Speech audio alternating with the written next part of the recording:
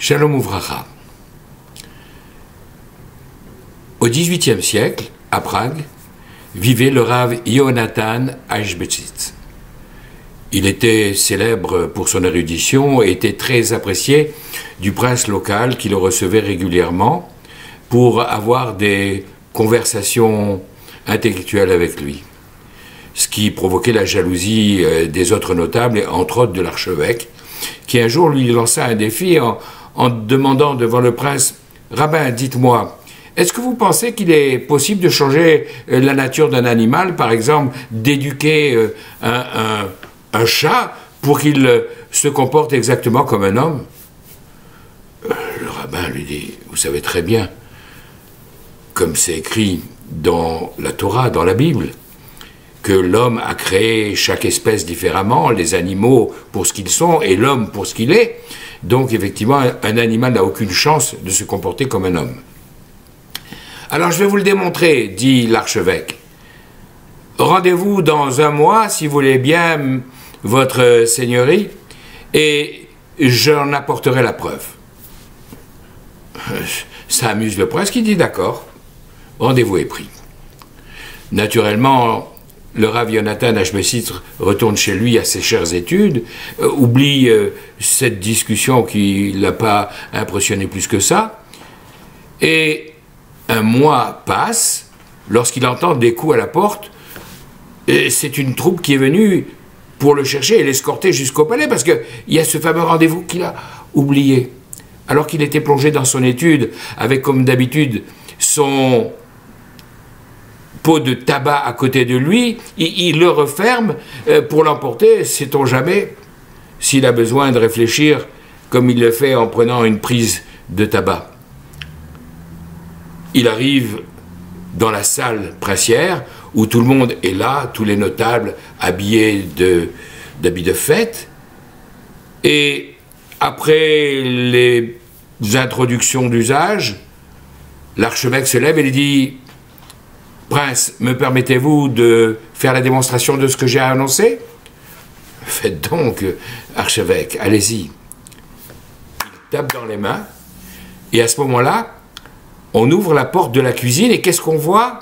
Un chat, dressé sur ses pattes de derrière, habillé avec une livrée comme un laquais, et tenant sur la patte de devant un plateau, avec des verres et une bouteille, qu'il vient présenter à chacun des convives attablés à la table du prince.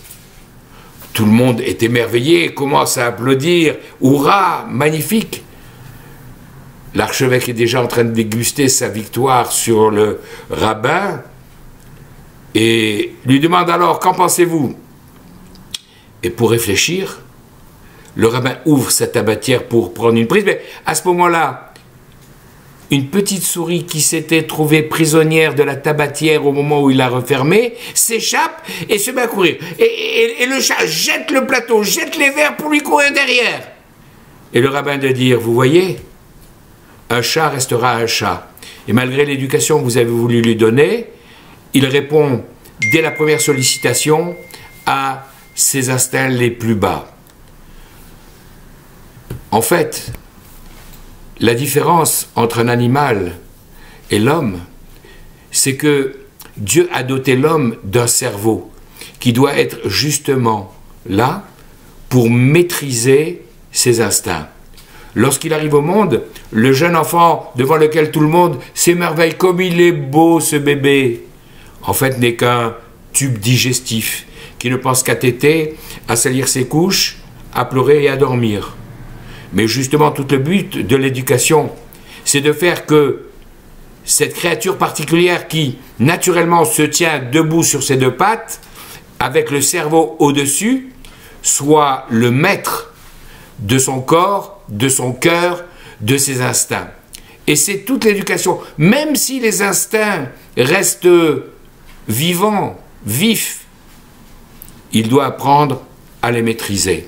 Et c'est ça le but de l'homme sur cette terre. Je vais vous raconter une autre histoire qui va illustrer ce combat permanent. Il se trouve qu'il y avait un homme qui s'appelait le professeur Green, qui était un scientifique éminent qui travaillait à la NASA et qui parcourait le monde pour donner des conférences ou assister à des congrès ou encore des réunions de travail avec ses homologues. Il voyageait souvent et à un moment de sa vie, il a commencé à se reprocher doucement, doucement du judaïsme. Il avait comme interlocuteur le Rav Yaakov Geller, auprès de qui il prenait conseil. Et un jour, il lui dit, je vais partir au Japon, j'ai un long voyage à faire. Le Rav lui dit, écoutez, je sais que vous êtes au début de votre cheminement et que la cache-route, vous ne la respectez pas aussi bien qu'il le faudrait. Mais je vous en prie, vous ne pourriez pas demander pour votre voyage un repas cachère? Ça serait un tel Kiddush Hashem, une sanctification du nom divin. La compagnie verrait qu'il y a des demandes et s'approvisionnerait plus régulièrement et votre entourage dans l'avion sera impressionné. Bon, Rabbi, s'il n'y a que ça pour vous faire plaisir, bon, je veux bien pour une fois demander un plateau cachère. Il fait sa réservation dans ces conditions.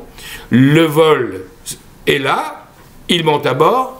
Et au bout d'un moment, l'hôtesse vient présenter les plateaux, en commençant naturellement par ceux qui voyagent en première, comme c'est son cas. Et vous, monsieur le professeur, qu'est-ce que je vous sers à dîner? Il dit, moi, j'ai commandé un repas cachère. Ah, l'hôtesse blêmie, en disant, mais je viens de vérifier sur la liste des repas, il n'y a aucun repas particulier qui n'a été commandé. Je n'ai que des repas réguliers. Mais j'ai pourtant demandé un repas cachère. Tout le monde avait tourné la tête vers lui en entendant repas cachère. Et il se dit, en d'autres temps, j'aurais dit, bon, bah, c'est pas grave, donnez-moi un repas normal. Mais là, compte tenu de l'attention qu'il avait attirée sur lui, il se dit, bon, ben, c'est pas grave, je n'aurai pas de repas. Il dit, écoutez, nous arrivons bientôt à une escale que nous devons faire à Chicago, vous aurez la possibilité peut-être de trouver quelque chose. Il avait terriblement faim, mais il résiste à la tentation. À une heure avancée de la nuit, il était presque minuit. Enfin, il y a l'escale technique à Chicago, un aéroport extraordinaire, très grand, mais malheureusement, tout est pratiquement fermé.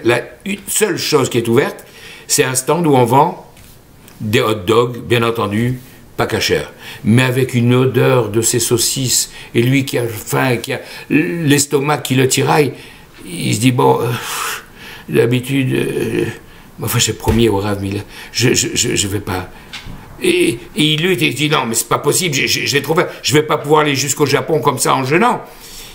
Malgré leur avancée, il voit une cabine téléphonique, il prend le téléphone public, il téléphone, il fait le numéro du Rav et il lui dit je vous réveille à cette heure tardive, mais je dois vous le dire, voilà, à cause de vous, j'ai loupé mon repas, j'ai une faim terrible, la seule chose que je vois sont des hot dogs qui sont pas cachés, eh bien, je vous le dis, à cause de vous, je vais le manger. Le Rav, à l'autre bout de la ligne, se tait et se demande comment réagir. Après quelques instants de silence, il lui dit, professeur Green, écoutez-moi bien. Une fois, vous m'avez posé une question à laquelle je n'ai pas su répondre. Vous m'avez dit tout simplement, qu'est-ce que c'est que le judaïsme? Comment répondre à cette question? Eh bien, ce soir, je crois que je peux vous proposer une réponse. Le judaïsme, ça consiste à se trouver tout seul à 1h du matin dans l'aéroport de Chicago en n'ayant à manger que des saucisses qui ne sont pas cachères et d'avoir la volonté, malgré la faim qui nous tiraille, de résister. C'est ça le judaïsme. Et ces paroles ont transpercé le cœur du professeur Green qui s'est dit qu'il allait rester avec sa faim et tenir. Et ça a été le début d'une accélération dans son processus de rapprochement. Alors nous sommes à quelques jours, à quelques heures de Rosh Hashanah, le jour où cette année, au moins le premier jour samedi, nous n'écouterons pas le son du chauffard parce que nous ne sonnons pas pendant le Shabbat, parce que justement le Shabbat remplace, et c'est la leçon que nous devrons en tirer. Mais nous devons quand même faire ce bilan de conscience, nous présenter devant Akadosh Baruch Hu qui nous jugera ce jour-là en prenant de bonnes résolutions. Nous ne sommes pas parfaits, mais qu'est-ce que nous pouvons améliorer? Même une petite chose, même un petit pas. L'important, c'est de se rapprocher de Akadosh Baruch Hu, se rapprocher de lui et en ce jour de Rosh Hashanah, de proclamer sa royauté. Akadosh Baruch Hu, c'est toi le roi, Amelech Akadosh, le roi qui est saint, Amelech Hamishpat, le roi qui nous juge. Et si notre repentir est sincère, si notre volonté de retourner vers Akadosh Baruch Hu, de nous améliorer, de corriger ce qui doit l'être, est sincère, alors Akadosh Baruch Hu nous inscrira tous dans les bons livres. Le livre de la vie, le livre de la santé, le livre de la Parnassa, le livre de toutes les bénédictions. Et c'est ce que je souhaite à chacun d'entre nous, les Shana Tova Tikatevu Vetartemu, que nous soyons tous inscrits et scellés pour une bonne et heureuse année 5784. Shana Tova.